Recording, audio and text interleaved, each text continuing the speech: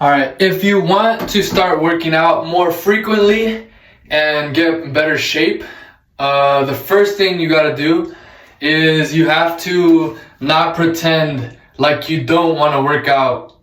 When you don't want to work out, that might sound silly for a lot of people, maybe that's natural.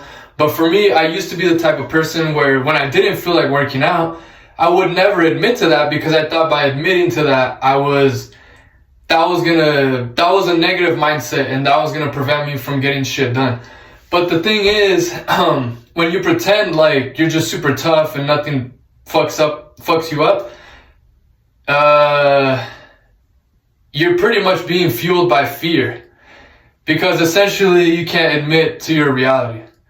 And honestly, you're probably gonna end up injuring yourself at some point because in a weird way, you're almost, by pretending like exercise is easy, you're sort of almost not in tune with your body or your emotions, which means you're probably going to overdo it and get hurt. That's what I used to do, but now what I do is I admit to myself I don't want to work out. Like, rarely do I feel like working out for a lot of different reasons.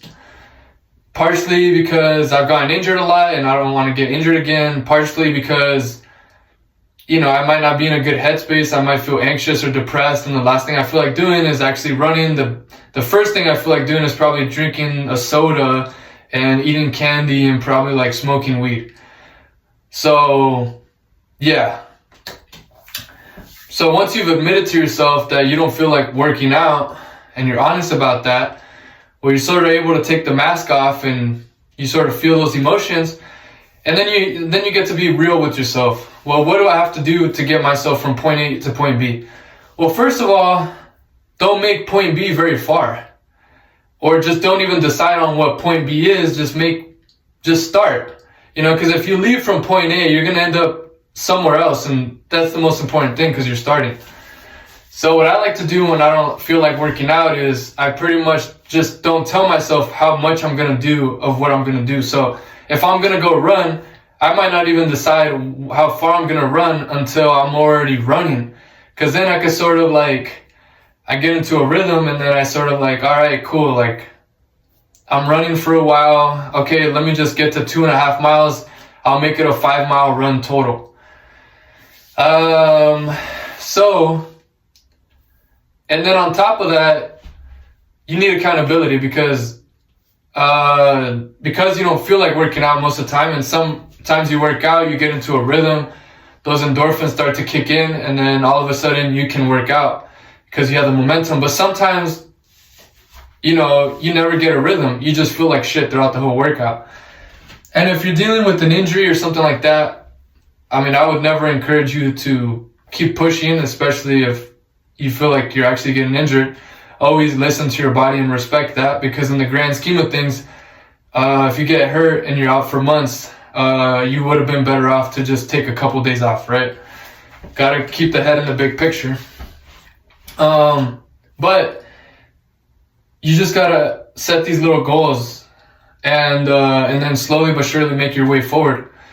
And I think that's the way you stay injury free, because you stay present with your body, but you're also pushing forward and growing.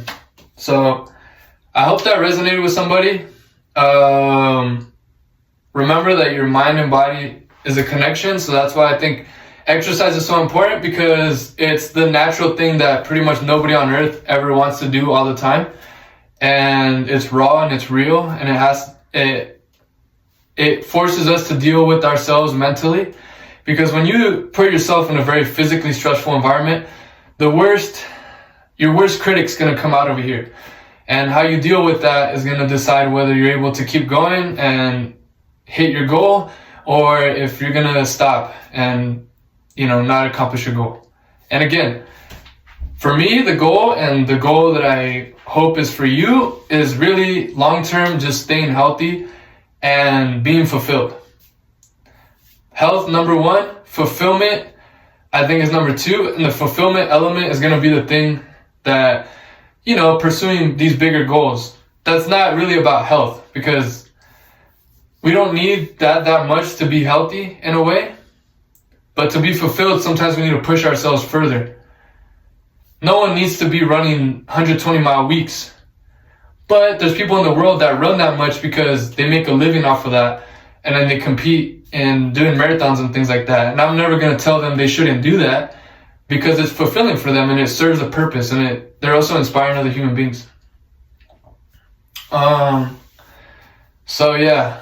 Anyways, hope that makes sense. Subscribe if you like this video. Follow me. And I'll make the best content I can make every day to motivate you guys. Well, not really motivate you guys, to actually inspire you guys and hopefully pass on the wisdom that I acquired through my consistent efforts to be the best version of myself through physical exertion, through approaching people, dating, everything. I consolidate all my experience and I try to give it to you guys. But I think I'm going to use exercise as my vehicle because, like I said, that's very relatable. All right. Love you guys. Peace.